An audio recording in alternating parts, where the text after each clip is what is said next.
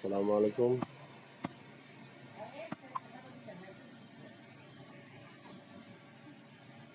আসসালামু আলাইকুম। আজকের আলোচ্য বিষয় হলো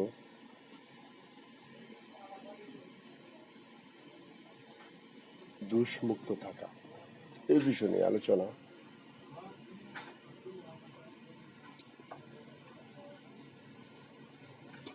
আপনার প্রথমে হাত, মুখ, লজ্জাস্থান হেফাজতে রাখতে হবে।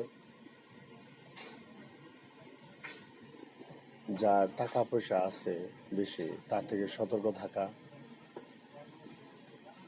মেয়েলি ফাংশনে না জড়ানো, এই বিষয় থেকে সতর্ক থাকা,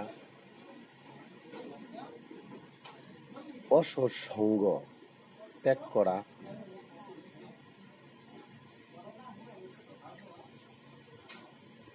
খুঁটিনাটি চলতে গেলে আপনি যে বিষয়ে কর্ম করবেন ওই বিষয়ে কিছু বই সংগ্রহ করা, জ্ঞানী মানুষের বই পড়া, যেমন শিক্ষার আর কিছু সফলতার বই আছে, এগুলো সংগ্রহ করা, পড়া, কথা কম বলা, আল্লাহ রাসূলের সুন্নত, কথা কম বলা, প্রয়োজন ছাড়া কথা না বলা,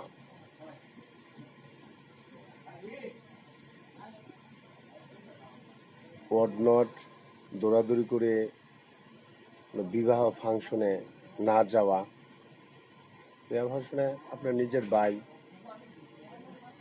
বা নিজের মেয়ে এগুলো যেতে হবে আপনাকে।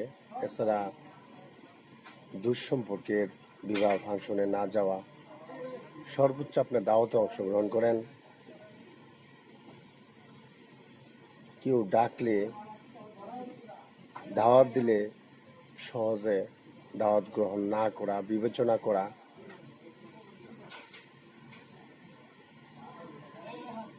বাইরের খাবার সহজে না গ্রহণ করা, রাস্তাঘাটে কিছু পড়ে থাকলে হাতে না নেওয়া,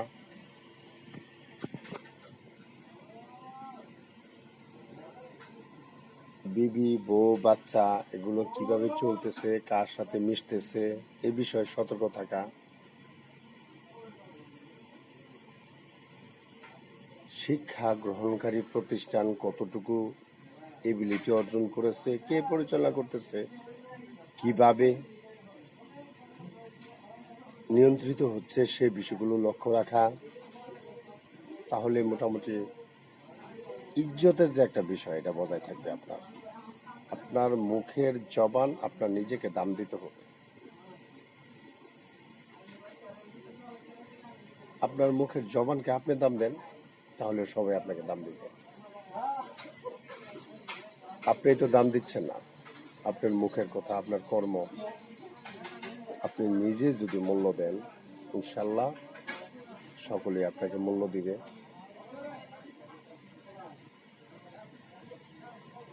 উচ্চ সুরে কথা না বলা, পাগলের মতো না হাসা, মানে অতিরিক্ত কোনো কর্ম যেন আপনার দ্বারা বেশি না হয় খেয়াল করুন। বেশি খাবেন না, বেশি ঘুমাবেন না, বেশি আড্ডা দিবেন না, বেশি কথা বলবেন না, মানে বেশি বিষয়টাই খারাপ, এগুলো পরিত্যাজ্য। তাহলে আপনার নিজের ইজ্জত বজায় থাকবে ইনশাল্লাহ। আল্লাহ তাআলা আপনাকে হেল্প করবেন। পাপ তো পাপই, পাপ করলে পাপই বিষয়টা নিজেকে ভোগ করতে হয়। নিজের ভবিষ্যৎ, আজকে যে ভালো কাজটা আমি করলাম সেটা আমার জন্য বেঁচে থাকার, যে পর্যন্ত বেঁচে থাকি অথবা মরে যাই সফলতা আসবেই। আর আজকে একটা খারাপ কাজ করি আমি, এটার ফল কিন্তু যে পর্যন্ত বেঁচে থাকবো অথবা মরে যাবো এটার ফল কিন্তু ভোগ করতে হবে। ভোগ করে কিন্তু আল্লাহ তাআলা ইচ্ছে করলে মাফ করবেন, নাহলে করবেন না।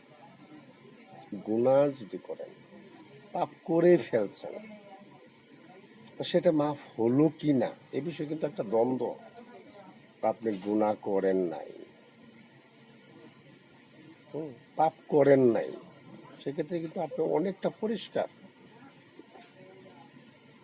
করে ফেলছেন, হয়ে গেছে, সেটার জন্য আহাজারি কান্নাকাটি,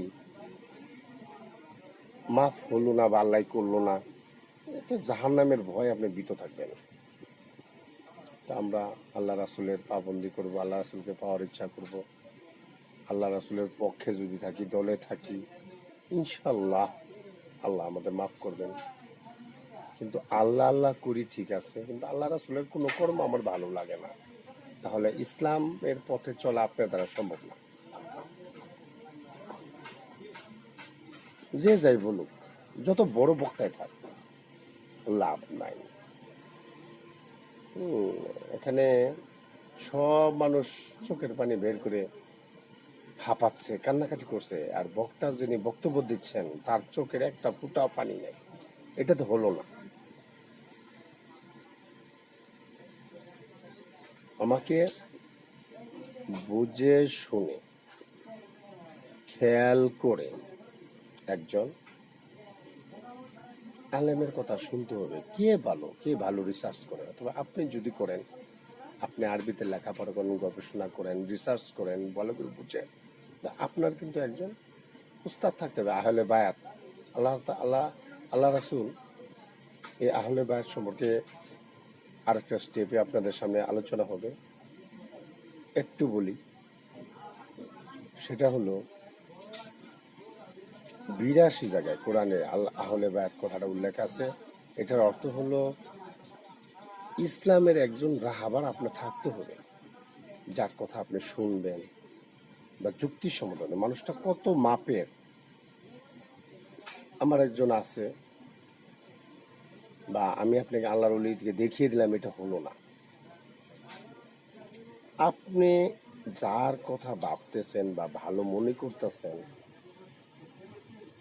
যেমন ৫ ওয়াক্ত নামাজ, মেসওয়াক, টিস্যু, জুব্বা, টুপি, পাগড়ি সব আছে, তারপরে কিছু আমলের কিন্তু নিয়ম কানুন আছে, এগুলো বৈধ মতো, এবং এগুলো ফ্যাসাদ সৃষ্টিকারী নয়। যদি এরকম বুঝে মেনে চলেন, আর আশেক মাসকের সম্পর্ক যদি হয়, যদি বোঝেন উনি আপনার প্রতি একটা মুগ্ধ আছে, আপনি বুঝতে পারেন, দিলে জান দেয়, তার কথা মানেন, আল্লাহর কাছে দোয়া করেন, বা আমি দোয়া করি আপনাদের যেন একজন রাহাবার হয়, ইসলামের ভালো মন্দ বুঝে শুনে চলতে পারেন, এই জন্য দোয়া করি। আল্লাহ তাআলা যে পর্যন্ত বেঁচে থাকেন, ভালো ভালো কথাগুলো যেন বলতে পারি। এর পরবর্তী লাইভে আপনার সাথে কথা বলবো আহলে বায়াত সম্পর্কে। আমি যদিও বাংলায় ম্যানেজমেন্ট থেকে, কবি নজরুল থেকে অনার্স মাস্টার্স করেছি, ইনশাল্লাহ আরবি বিষয়ে মোটামুটি ভালো লোকদের সাথে আমার চলাফেরা, এবং এই সম্পর্কে মোটামুটি আমি জানি। আপনার শিক্ষা কর্ম দ্বারা ভয় থাকতে হবে, আল্লাহর ভয় থাকতে হবে। এটাই যদি না থাকে, তাহলে শিক্ষা বিফল। এর পরবর্তীতে আপনাদের লাইভের সাথে আলোচনা হবে ইনশাল্লাহ। আসসালামু আলাইকুম।